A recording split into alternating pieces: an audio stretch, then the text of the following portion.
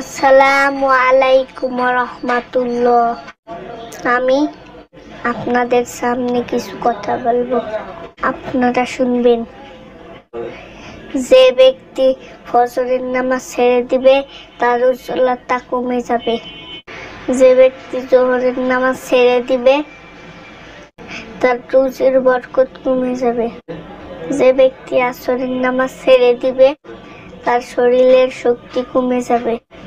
যে ব্যক্তি মাগরিবের নামাজ ছেড়ে দিবে তার সন্তান দিয়ে কোনো উপকারে আসবে না।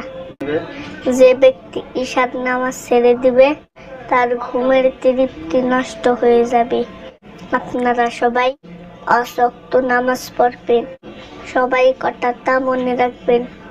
নিজে নামাজ পড়বেন, অন্য মুসলিম ভাই বোনকে নামাজ পড়ার জন্য আদেশ করুন। আসসালামু আলাইকুম রাহমাতুল্লাহি ওয়া বারাকাতুহু।